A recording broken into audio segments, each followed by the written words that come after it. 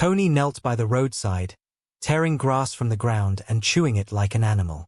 His ribs pressed against the fabric of his torn shirt, and dust clung to his knees. Flies swarmed around his mouth, but he didn't stop. He hadn't eaten since yesterday morning, and the hunger felt like fire in his belly. From inside the compound, his auntie's voice cut through the air. "If you come back before sunset, I'll skin you alive." Welcome back. As you enjoy the story, don't forget to like, comment, subscribe, and also share with your friends. Now back to the story. Tony knelt by the roadside and ate grass. He did not pluck carefully like a goat. He tore fast, shoved the green blades into his mouth, and chewed hard so he would not think. Flies settled on his lips. Dust clung to his knees. His stomach, empty since the day before, made a loud sound, the kind that draws eyes. He swallowed and reached for more. Inside the compound, his auntie's voice carried like a whip. "Useless boy. If you come back before sunset, I will skin you alive." She had sent him out with one errand: sweep the front yard, fetch water, and disappear until evening so he would not waste food with his smell. Tony's shirt was faded and torn at the shoulder. The cloth used to be bright, with small yellow triangles, but now it hung like a rag. His shorts were too small, and the hem bit into his thighs.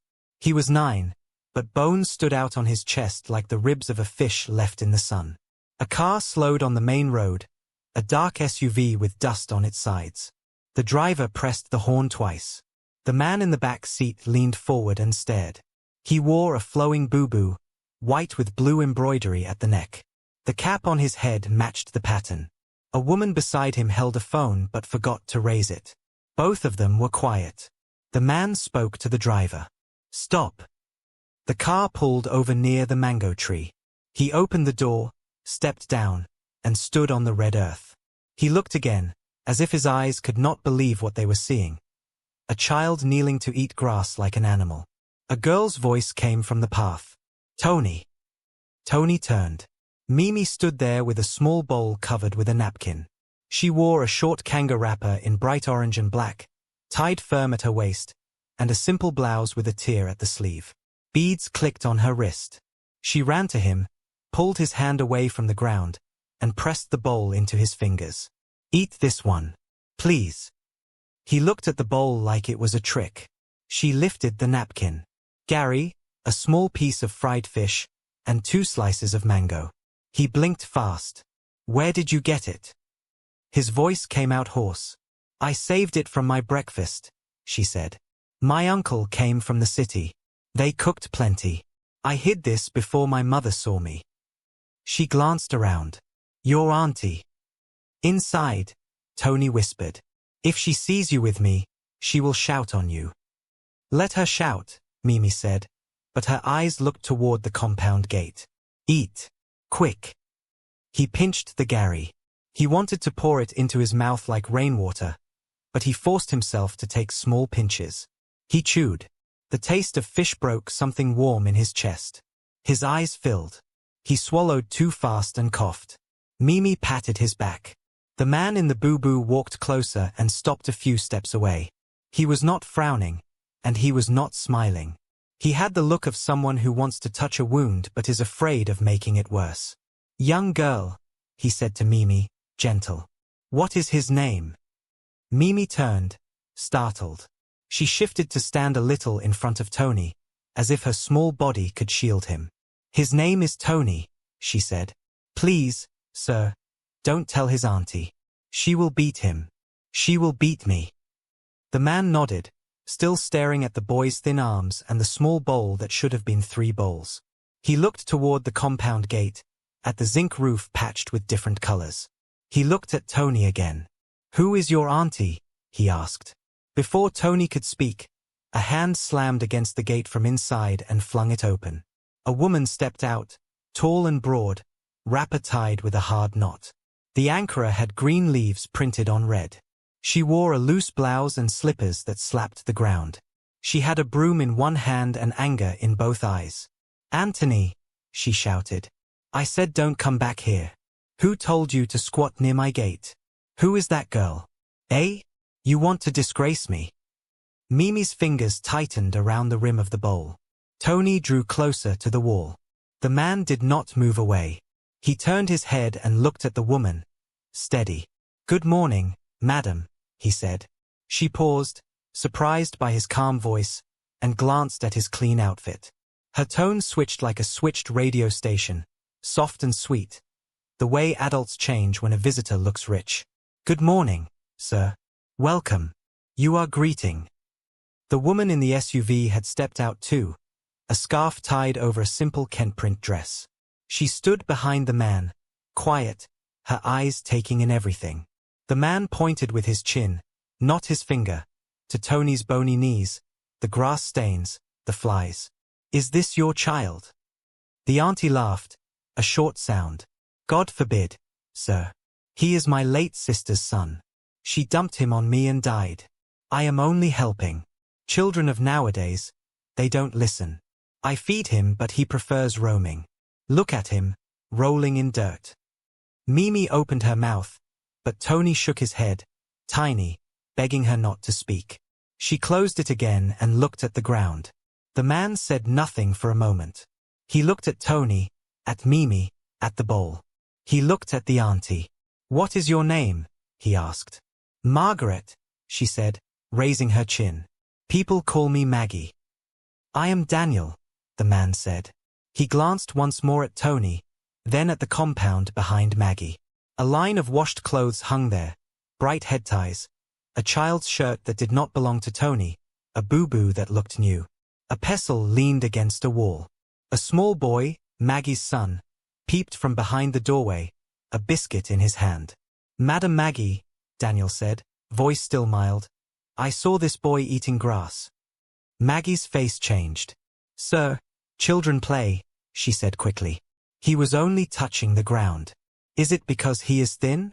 His body is like that. Some children refuse to eat. I try my best." "Your best?" Daniel repeated. "Yes," she said. "Ask anybody." Mimi could not hold it. "She locks the pot," she blurted. "At night he sleeps outside. Yesterday he licked palm oil from the lid. I saw him." Maggie turned on her, eyes sharp. "You this child?" Daniel raised his hand, not in threat, but in a small request for pause. "Please," he said. He crouched so his eyes were level with Tony's. "Tony, is that your name?" Tony nodded, eyes on the ground. "How old are you?"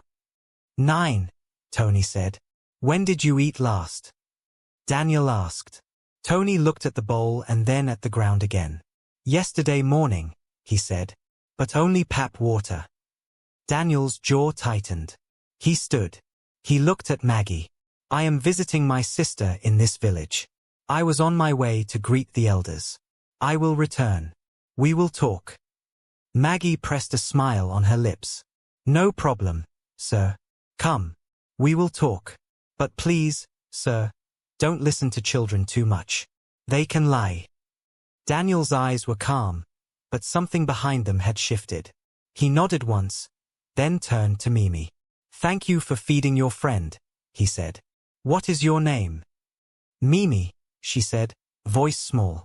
"Good," he said. "Protect him till I come back." He got into the car. The woman in the Kent dress took one last long look at Tony, then followed. The SUV pulled away, leaving a line of dust. Maggie waited until the car was out of sight. Then she grabbed Tony's ear and twisted. He cried out and dropped the bowl. The Gary scattered into the dirt like small white stones. "So you want to disgrace me in public?" she hissed. "You told strangers I don't feed you? Is it not you that eats like termit?" Mimi, shaking, bent and scooped the fallen Gary into her palm, as if saving sand from a flood. "Auntie Maggie, please," she said. "It was my food. Don't beat him." "Your food." Maggie snapped. "Thief! Your mother will hear of you." She raised the broom. A voice came from the gate. "Maggie!" An older woman stepped in, head tie tied high, wrapper of deep purple with gold patterns. She carried a basket on her arm. "Why are you shouting again? The whole street can hear you." Maggie dropped the broom a little. Mama F, good morning. This stubborn boy, she moved her hand in a rough circle that meant more words than it said. The older woman, who lived 2 houses away and had seen more than she spoke, looked at Tony's knees, at the green stain near his mouth that had not yet faded. Her eyes softened. She sighed and shook her head. Let the boy rest, she said. Hunger can make a person mad. Maggie clicked her tongue. People are watching me like I enjoy suffering him. Did I call hunger? If you like, take him to your house. Let him spoil your own children. Mama F looked at Mimi. Carry that bowl before it finishes on the ground, she said softly. She turned to Maggie. Talk gently. Maggie rolled her eyes, then pushed Tony toward the gate with the back of her hand. Go and sit by the drum of water, she said. If I hear your voice, I will flog you. She faced Mimi. And you, run home. Tell your mother what you did. Thief. Mimi's lower lip trembled, but she nodded and backed away, still holding the little Gary left. She glanced at Tony. He nodded once, the way someone nods when words cannot come. She turned and ran down the path. Tony sat beside the blue plastic drum that held water for the compound. The drum had a lid that always stayed closed except when Maggie or her son wanted a bath. He could feel the coolness of the water through the plastic and wished he was inside it. Floating, belly quiet, mind quiet. He remembered when water was not locked. Before his parents died, their house had a clay pot in the corner, and anybody could drink. He remembered his father's laugh, big and round, and his mother's wrapper, yellow with small black squares. He could not remember their voices very well, but he remembered their hands, how they always smelled of smoke and soap. People said his father fell sick without warning. People said his mother did not survive the same week. The words came fast then. Burial, relatives, move. Maggie came with loud tears and took him the same day. He was 5. He thought it would be for a while. It had been 4 years. At first, she treated him like a guest. She cooked beans with palm oil and shared a little with him. Then school started again and her own children needed shoes, and she began to count every grain of rice. She said, I cannot feed another mouth and still breathe. Your parents left nothing. She said, eat once a day and thank God. She said, don't touch the pot. I will know. Tony learned to make himself small. He learned which neighbors might throw him a piece of yam peel. He learned which shops would chase him away and which would let him stand quietly in the shade. He learned to drink water when hunger felt like fire. He learned to sleep outside on hot nights and pretend the stars were a roof. Mimi showed up one dry afternoon like a little storm, full of questions and laughter. She had moved to the next street to live with her mother after her father left for work in another town. The first time she saw Tony, he was carrying a bucket that looked bigger than him. She walked beside him and talked about nothing until he smiled. She came again the next day with a boiled egg hidden in her pocket. My mother says never to waste food, she said. So I must not waste this egg. She broke it in 2 and gave him the bigger half. From that day, she found ways. Sometimes she pretended to be full and forgot her leftovers under the mango tree.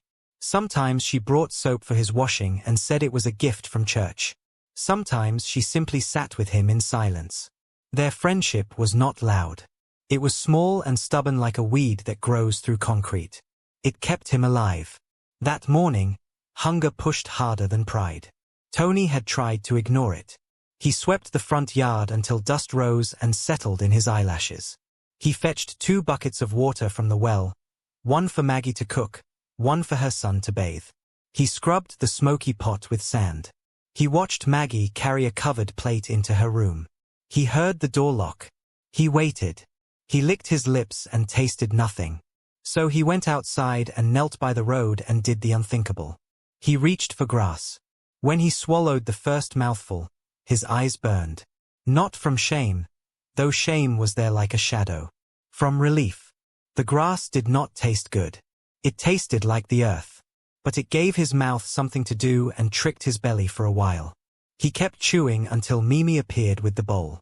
Now, as he sat by the water drum, the place where his ear still hurt from Maggie's twist throbbed in time with his heartbeat. He pressed his palm there. He thought of the man in the white boo-boo. He did not know men like that. Men in clean clothes saw boys like him and looked away. Why did this one stop?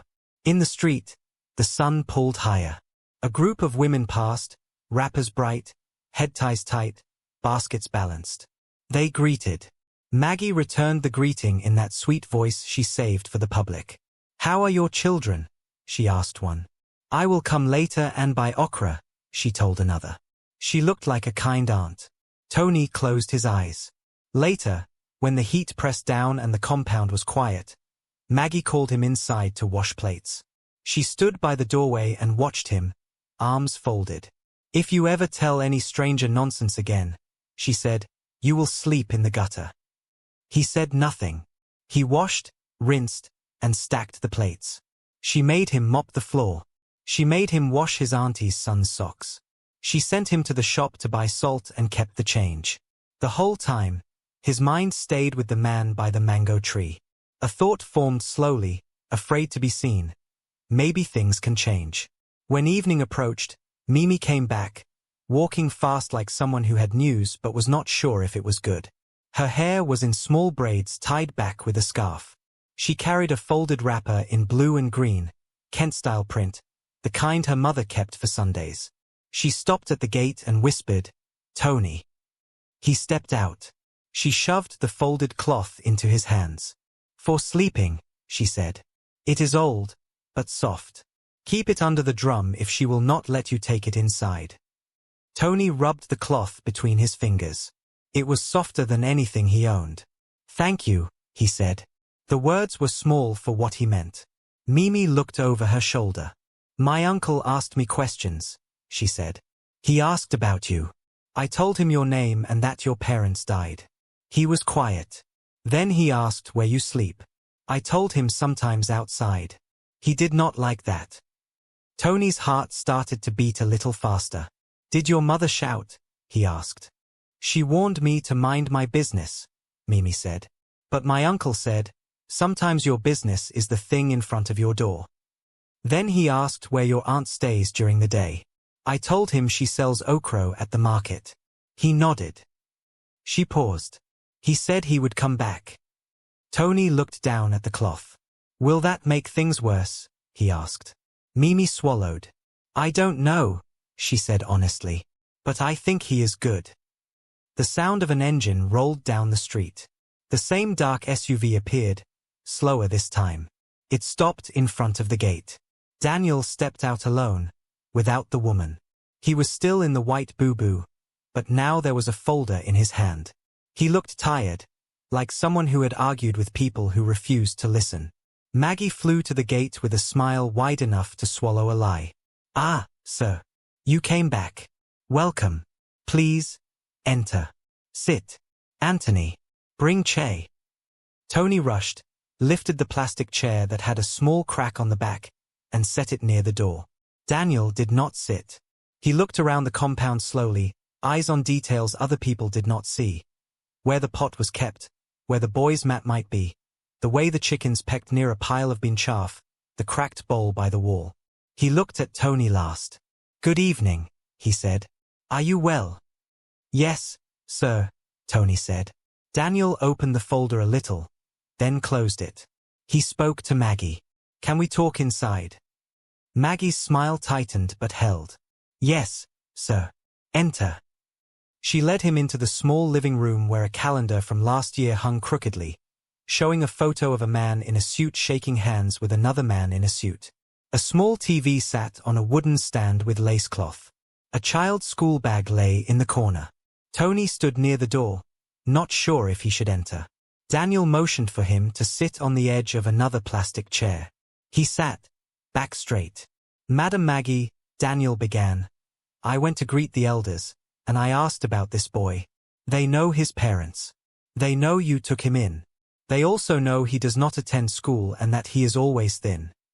Maggie's smile fell. "Sir, things are hard," she said. "Do you know the price of rice now? Do you know school fees? My own children." Daniel raised a hand, same small gesture. "I know things are hard," he said. "But suffering a child is not an answer." He looked at Tony again. I also checked something at the council office. Your late sister's name, her husband's name. Maggie's eyes flickered. Why? Because care is not only food and beating, Daniel said. Care is also truth. And truth is written somewhere. He tapped the folder. I did not come here to quarrel today. I came to ask a simple question. Maggie swallowed. What question? Daniel pointed, not with his finger this time, but with his words. Who is this boy to you? A burden to hide or a child to raise? The room went quiet. Outside, a hen clucked. Mimi's footsteps shifted near the door. Maggie opened her mouth, closed it, opened it again. He is my sister's son, she said at last, voice flat. Daniel nodded once. Good, he said. Then treat him like a son until we speak again tomorrow. He placed a small envelope on the table.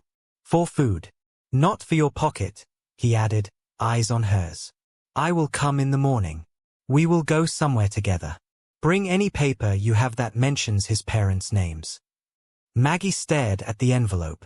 The room held its breath. Why? She asked. Because I saw a child eating grass, Daniel said simply. And that is not something I can drive past. He turned to Tony. Eat well tonight, he said. Tomorrow, you will tell me your story. He walked out before Maggie could shape her face into a new lie. At the gate, he paused and looked at Mimi, who stood with the blue and green wrapper hidden under her arm. He nodded to her, a small thanks for a small courage. Then he got into the car and drove away. Maggie stood in the doorway, staring at the envelope as if it might bite her. She snatched it, weighed it in her hand, and then looked at Tony. The anger on her face wrestled with something else. Fear. Go and light the stove, she said. Wash that rice. And don't talk to anybody. Tony moved. He washed the rice, his fingers shaking in the bowl. He lit the stove and listened to the hiss catch. He poured water and waited for the bubbles. He did not look at the envelope again. He did not look at Maggie. He looked at the steam and tried to believe it was real. Night came soft over the compound. Neighbors cooked. Laughter bounced from house to house. Tony sat on a low stool and ate rice with a little stew. His belly, shocked, tightened, then loosened. He ate slowly, counting each mouthful, feeling life creep back like a shy animal. When he finished, he rinsed the plate and set it upside down to dry. He took the blue and green wrapper from where he had tucked it under the drum and folded it into a small pillow. He lay on the mat near the door. The air was cooler. He could hear the radio from the next house playing an old highlife song. His eyes drifted closed. Before sleep took him, the memory of Daniel's words came back. Tomorrow, you will tell me your story. For the first time in a long time, tomorrow did not feel like a wall. It felt like a door with a hand on the handle. And in the dark, a question, simple and heavy, settled in his chest. If a stranger stopped today, what else has been waiting to be found? The next morning, the rooster crowed before the sky turned pale. Tony was already awake, lying on his mat with the blue and green wrapper under his head. He had not slept much. His mind kept replaying yesterday, the man in the white boo-boo, the way he looked straight at him, the envelope on the table, and Maggie's stiff face.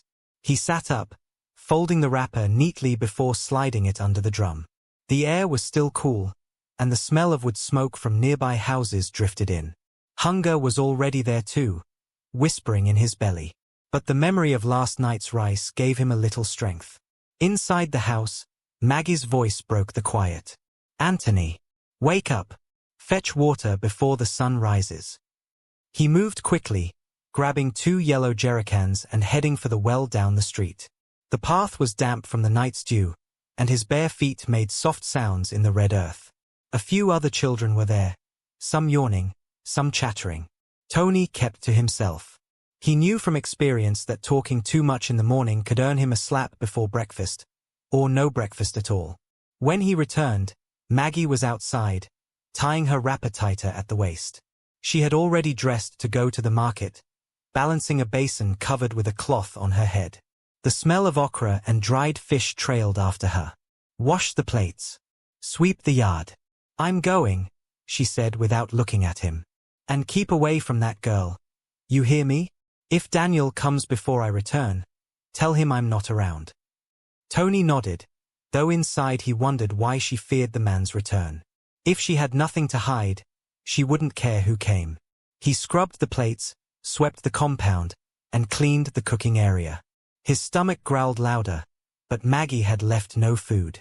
He drank a little water from the drum to quiet the noise.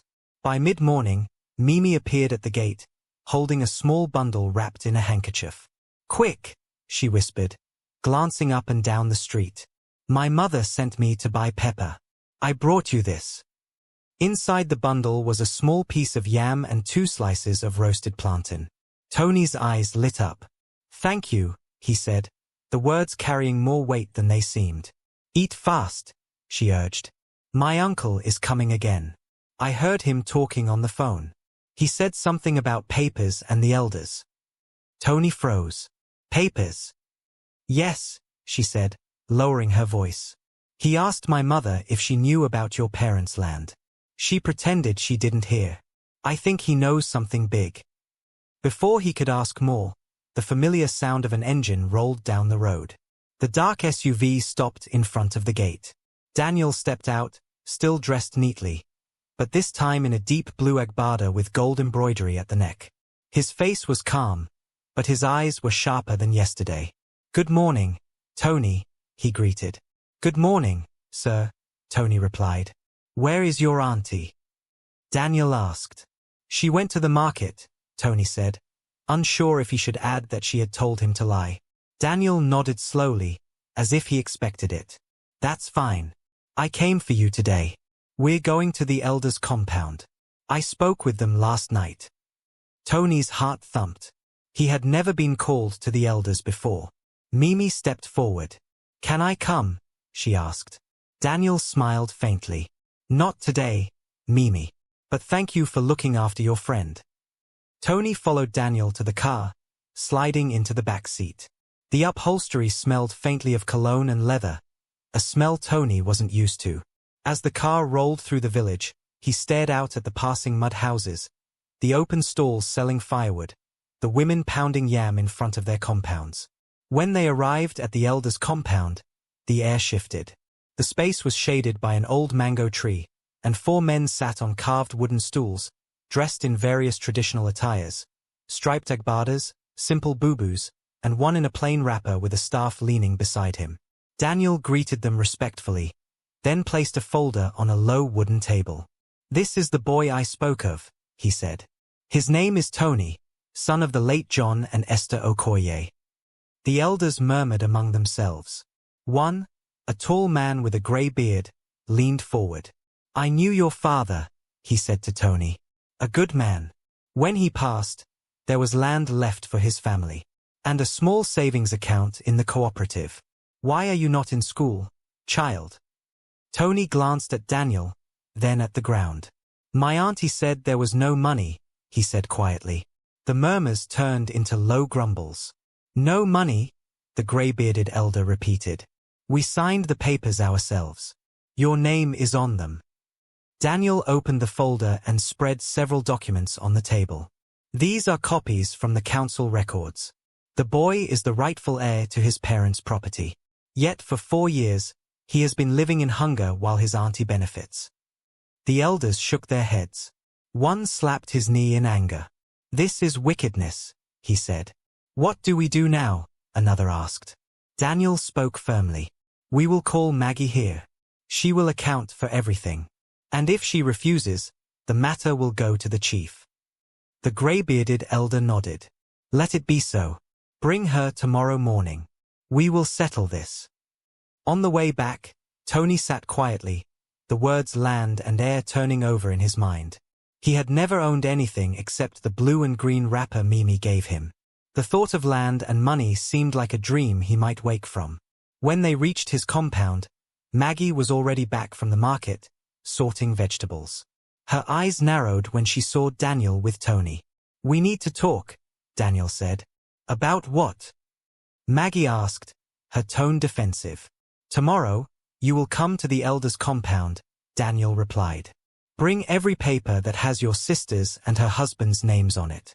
They have questions. Maggie's jaw tightened. I don't have time for this, she said, turning back to her vegetables. You will make time, Daniel said, his voice calm but unyielding. This is not a request. He left without another word, but the air he left behind was heavy. Maggie slammed the basin shut and glared at Tony. You think you are clever, she hissed. Let's see how clever you are when they take you away and you have no one. Tony said nothing. For the first time, her threats felt weaker than her fear. And he knew something had shifted. That night, he lay on his mat, staring at the stars through the open doorway. Tomorrow could change everything. For better or worse, he didn't know. But he was ready to face it. The morning sun crept slowly over the rooftops, its warmth spilling into the compound. Tony sat on the low wooden stool near the water drum, waiting. He had washed his face and combed his hair with the small broken comb Mimi had given him months ago. Today was the day the elders had summoned Maggie, and he didn't know whether to feel hope or dread.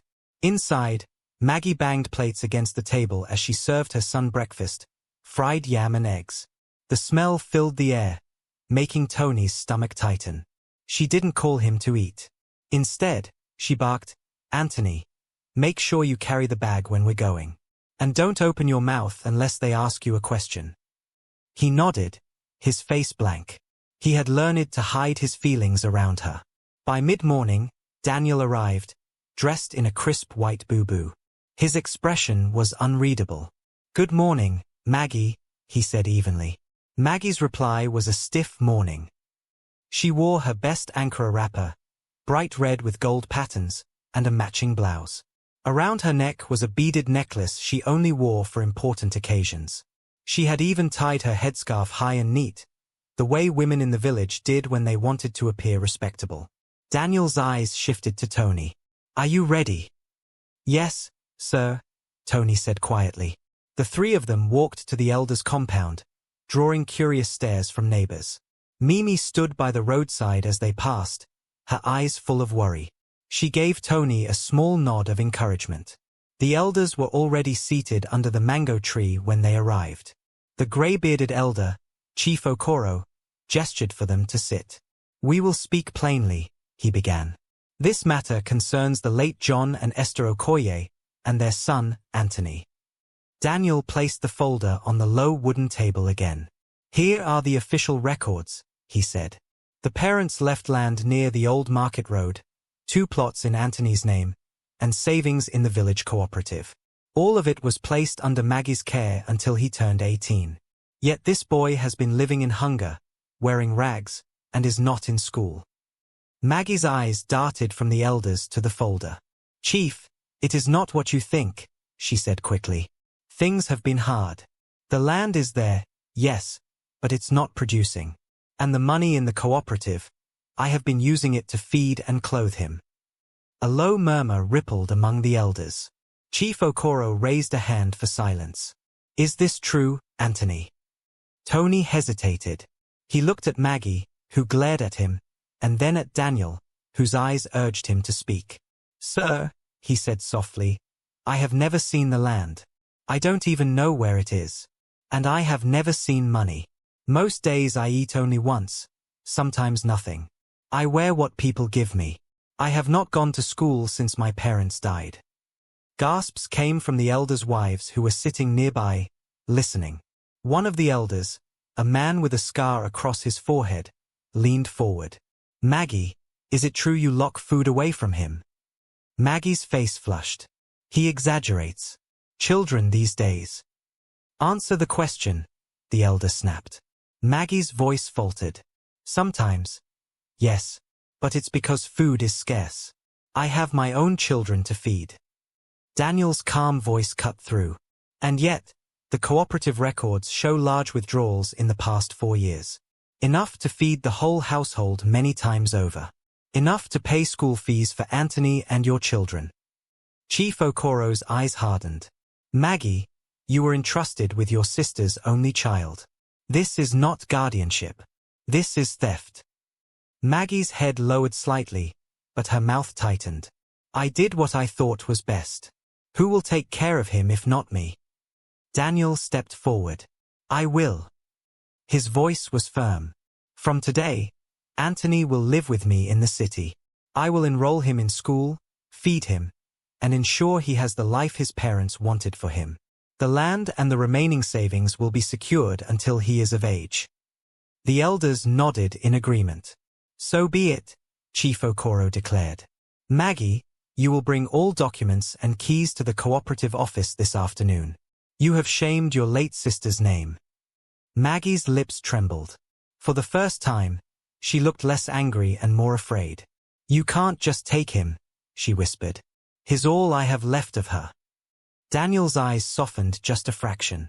If you had loved him as she would have, we wouldn't be here. Tony sat frozen, trying to understand what had just happened. The words "live with me in the city" echoed in his head. A part of him wanted to shout with joy, but another part was afraid Maggie might find a way to stop it. As they left the elders' compound, Maggie walked a few paces behind, silent. Daniel placed a reassuring hand on Tony's shoulder. I promised you yesterday that you would tell me your story, he said. Now, I promise you something else. You will never go hungry again. For the first time in years, Tony allowed himself to believe it might be true. That evening, while Maggie sulked inside, Tony sat outside with Mimi, telling her everything. Her eyes widened. You're leaving? He nodded. Tomorrow. She looked down, then forced a smile. Good. You deserve better. But don't forget me when you're eating meat every day. Tony laughed, a small, shy laugh he hadn't made in a long time. I won't. But deep down, he knew leaving would be harder than it sounded. Because in the middle of all his hunger and pain, Mimi had been the only light. The next morning, the compound felt different. Maggie avoided Tony's eyes as she swept the yard, her movements sharp and angry. She had been forced to hand over the documents and the remaining cooperative money to the elders the evening before. The shame of the meeting still clung to her like smoke. Tony sat on his mat, waiting for Daniel. His few belongings, an old shirt, the blue and green wrapper Mimi had given him, and the broken comb, were wrapped in a small nylon bag. It wasn't much, but to him it was everything he owned. When Daniel's SUV pulled up, the engine's deep rumble drew the attention of neighbors. Curtains shifted, voices lowered. Daniel stepped out, dressed in a simple cream-colored kaftan, and greeted Maggie politely. Good morning. She replied stiffly, Morning. Her eyes stayed on the ground. Daniel turned to Tony. Are you ready? Tony nodded. His hands gripped the nylon bag tightly. Mimi appeared at the gate, carrying a small calabash filled with roasted groundnuts. She walked straight to Tony and pressed it into his hands. For the road, she said, forcing a smile. And so you won't forget me. Tony's throat tightened.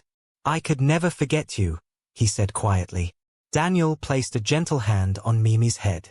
Thank you for being his friend when no one else was, he said. You have done more for him than you know. They were about to leave when Maggie suddenly spoke. Wait. She stepped forward, her voice trembling. Anthony. I'm sorry. Tony froze. It was the first time she had ever used his full name without anger. Her eyes were wet, but her face still carried the weight of pride. I shouldn't have treated you that way. I thought if I kept everything for myself, I would be safe. I was wrong. The apology felt strange in the air. Part of Tony wanted to walk away without answering, but another part, the part that remembered his parents telling him not to carry bitterness, made him speak. I forgive you, he said softly, but I can't stay. Maggie nodded slowly. I know. Daniel led Tony to the car. As they drove away, Tony looked out of the window and saw Mimi waving, her small frame growing smaller with each turn of the road. He waved back until she disappeared from view.